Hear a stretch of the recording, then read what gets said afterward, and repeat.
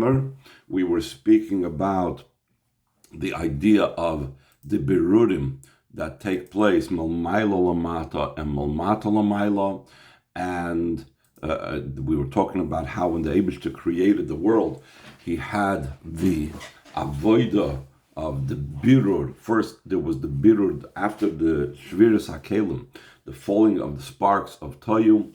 So it came down all the way. The best came down to the world of Atzilus, and the less of that, and the Bria and Yitzira, and so on. And then our job and our avodah is the other direction, that we are maila the nitzoitzes from below to above, and we take it to be oila, the better nitzoitzes we take up from Matzia to Yitzira, and even the better to us to Bria, and even the better to Atzilus, etc., etc. And the difference is, why is it necessary to have both a birur malmaila lamata, malmata lamaila?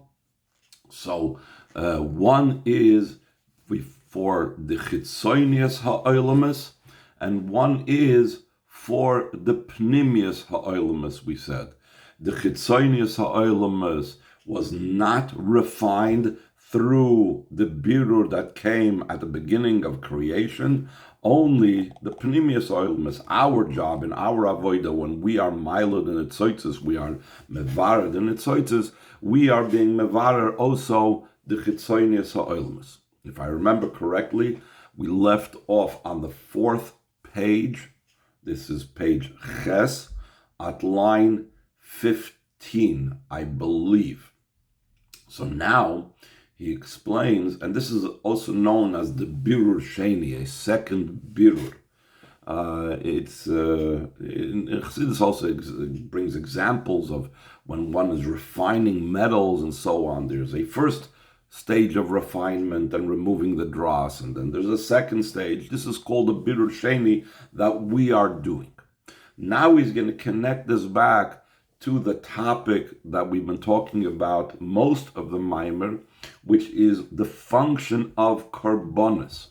That we said Karbonis reaches all the way and is elevating all the way from, if you remember, it goes up to Pnei Shoyer, which is in Yitzira, and then it goes up to Pnei Aryeh, which is the level of Malchus, the level of the Mizbeach, which is Malchus, the way it's in Bia, and so on. So let's see from line 15. That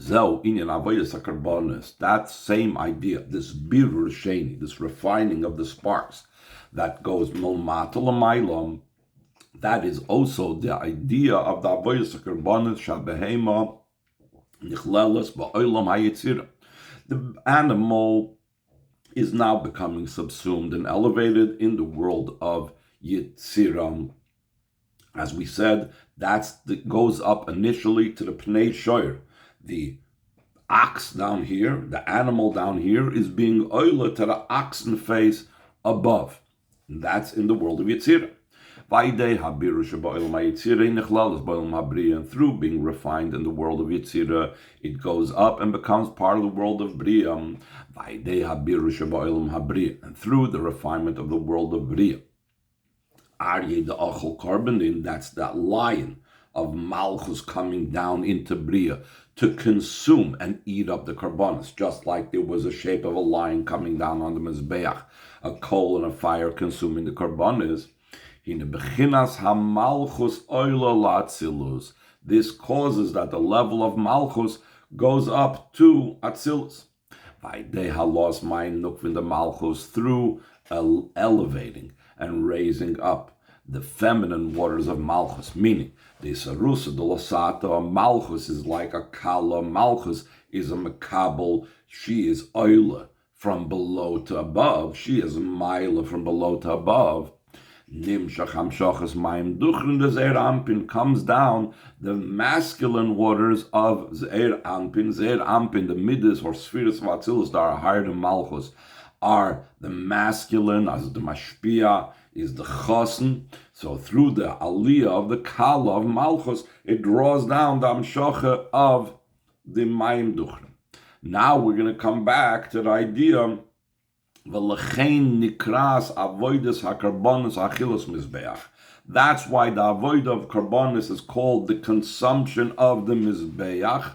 What does it mean, the consumption of the Mizbeach? V'lo yachilas Adam, as he's about to define now. We said before that Mizbeach, that's the level of Malchus.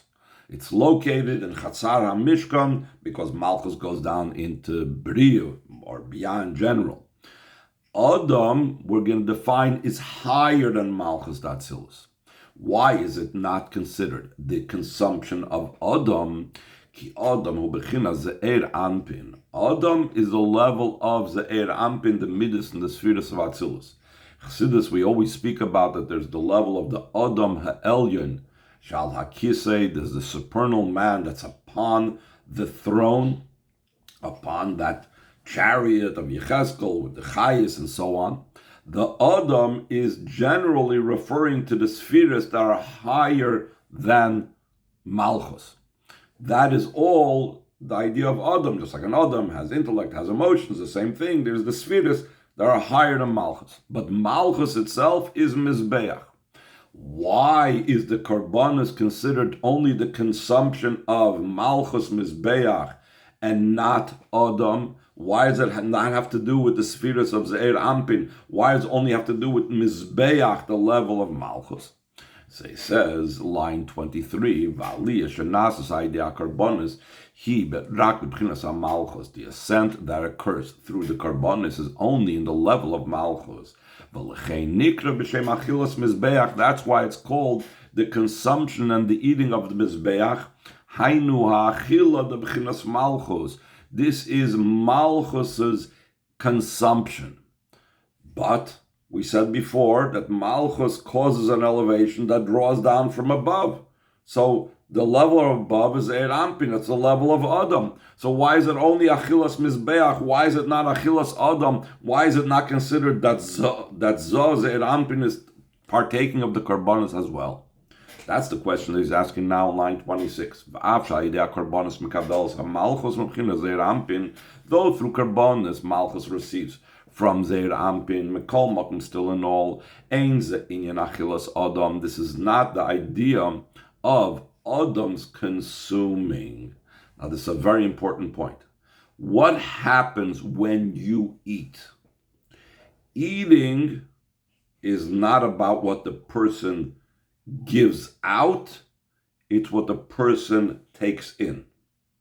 When a person eats, they grow from it. They are sustained from it. Something is added to them. Energy, food, calories, whatever. Something is being added to the one that's eating. So the Rebbe is going to explain as follows. The Mizbeach is, in this Avodas HaKarbanis, is being added to by the Karbanis. Adam, Ze'er Ampin, is not being added to. It's only being triggered to bring down Amshach. Top of the 5th page, page Tes, first line. Ki achilas ha'adam hainu shayde achila mitvasav chayes ba'adam. When we're talking about human consumption, when we're talking about Adam eating, it means that when you eat, energy, vitality is being added to the person. But the Karbanis is not adding to Zah, it's only adding to Malchus, Mizbeach. But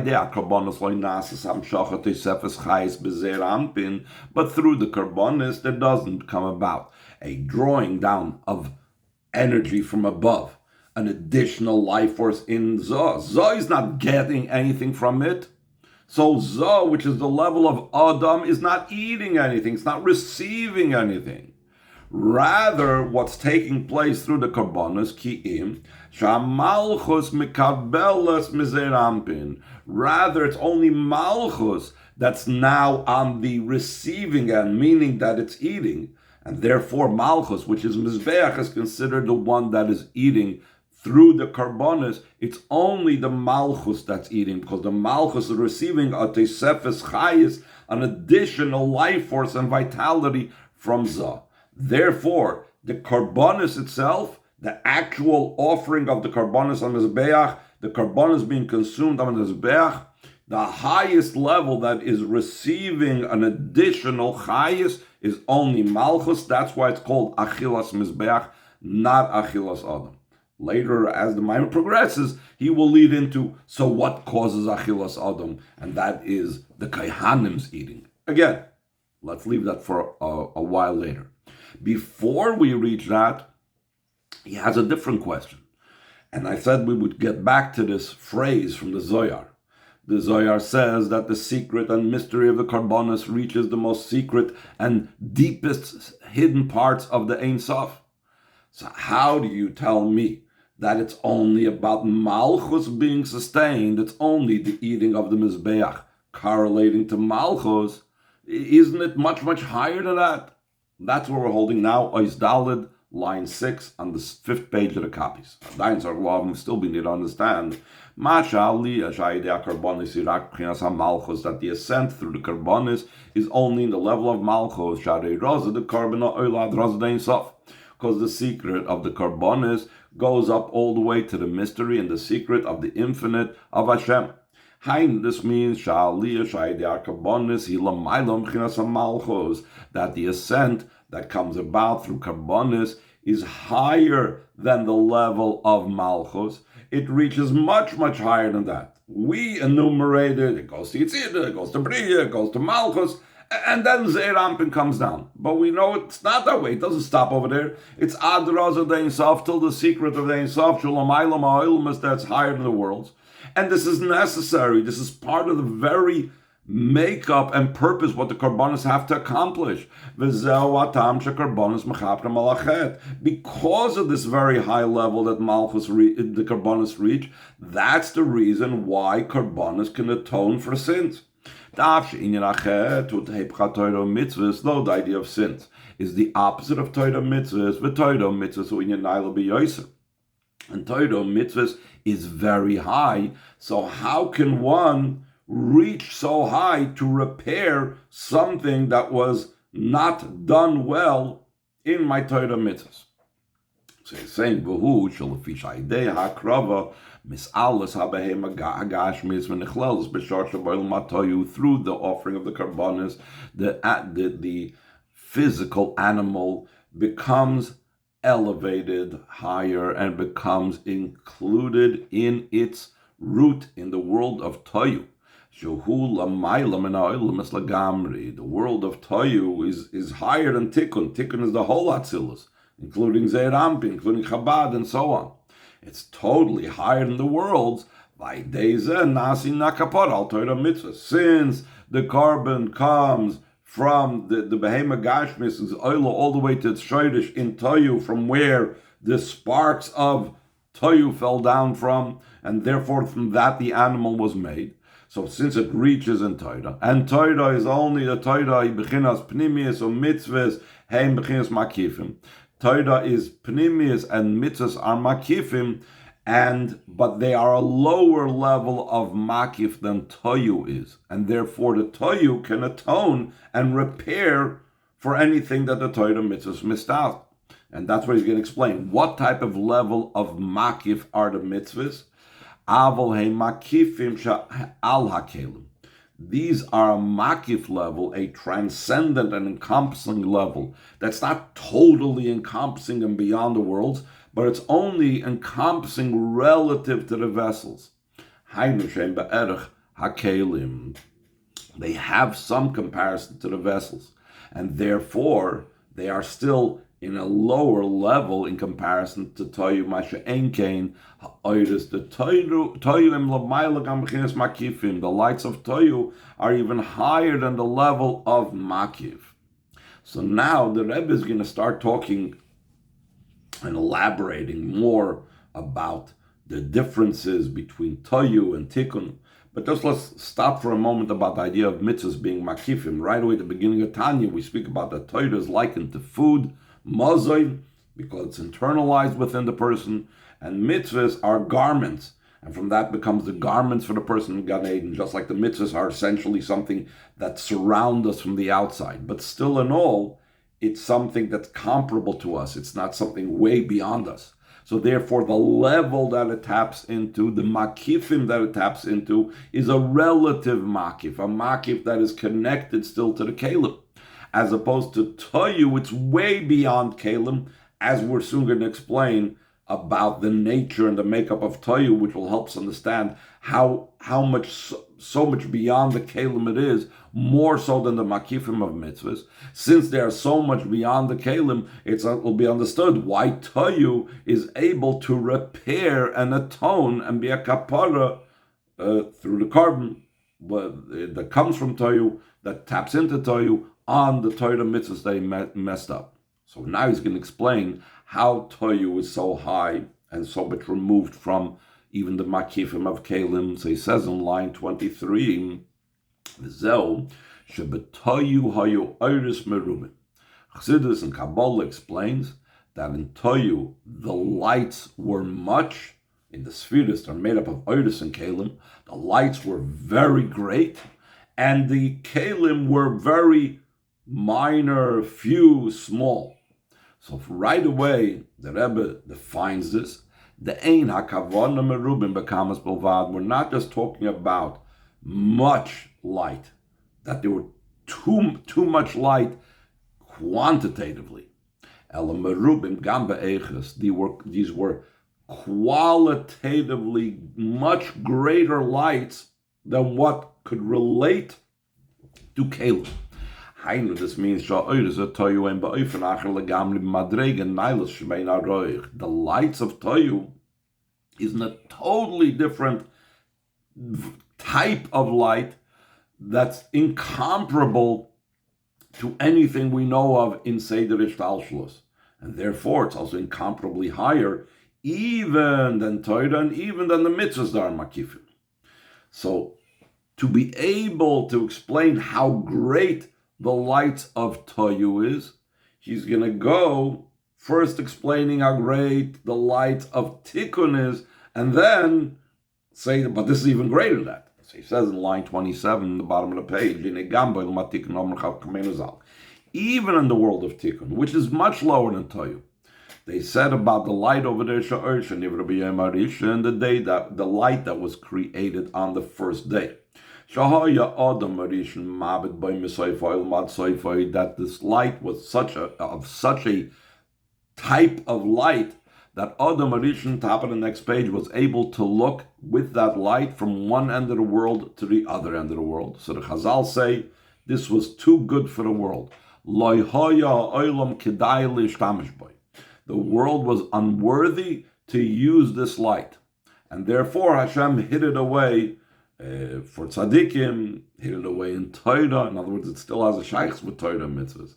Hid it away for Mashiach's times. This light that Hashem had to take out of this world means it's not connected, not associated with the world. It's not applicable to the world. Moving, it's understood, even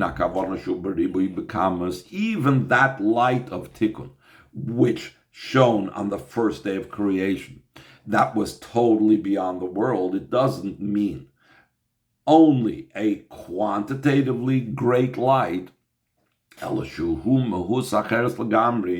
rather this light that shone on the first day of creation was of a totally different quality of light. That's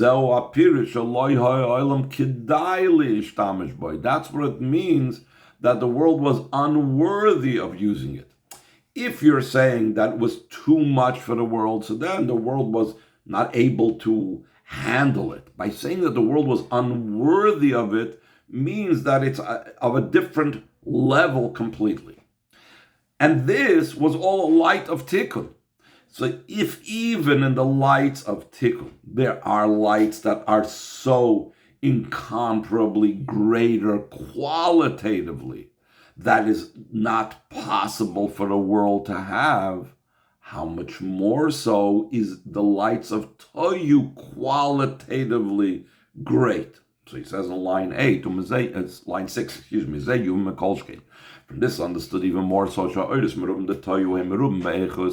the great lights of Toyu are great not just quantitatively but qualitatively.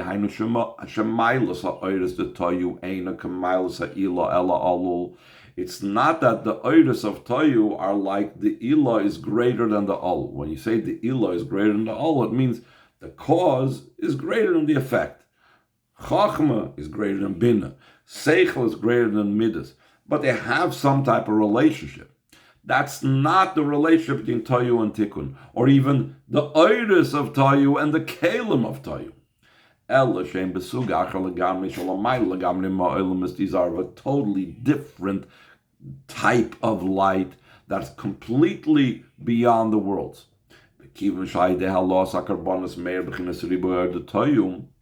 Since through the bringing the karbanos on the mizbeach, it shines such a great light of Toyu.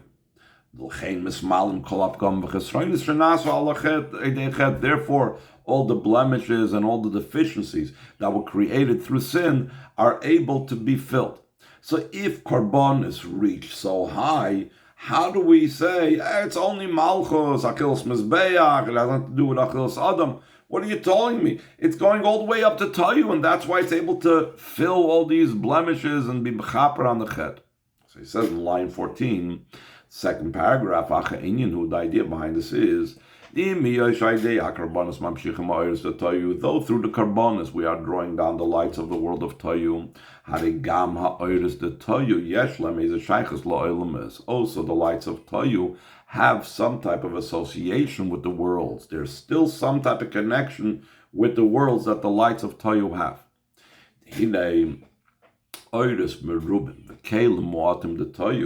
The much lights of Toyu and the small and minor vessels of Toyu, these are two things that are dependent one on the other.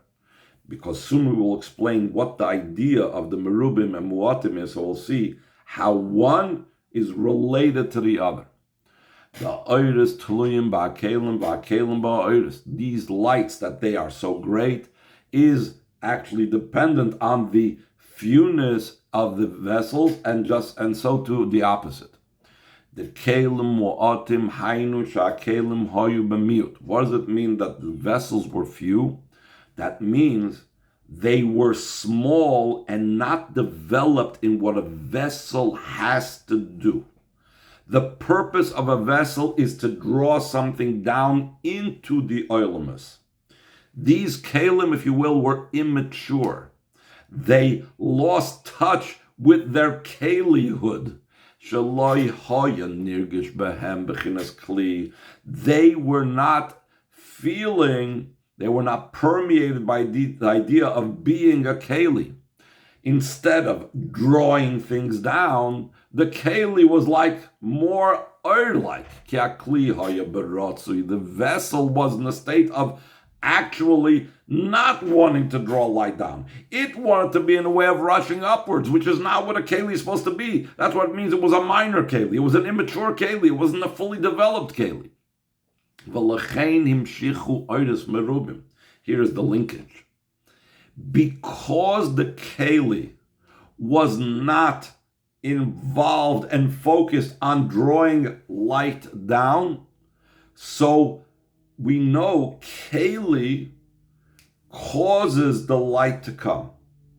And when there's an immature keli that doesn't recognize its purpose of drawing light down and making it settle, so it brings a light that's also rotzui-like and pops out of the vessels and is not into the vessels. Therefore they drew down great lights. They brought down a light that was also not capable qualitatively of settling in the vessel. The haba because one is dependent upon the other. That the vessel affected and influenced the type of light that came down. So the minor aspect of the vessel caused a qualitatively greater light that cannot be settled to come down, and the greater light va'or affected the kli that would not be able to receive it and take it in. So, based on this correlation, the Rebbe, tomorrow we talk about this, how the oiris are still have an association with the vessels, because the vessels and the oiris, even in Tayu, are reflective of each other. So as high as the oiris are, he's going to explain, they still are corresponding to the vessels, as we will speak about tomorrow, Mitzvah.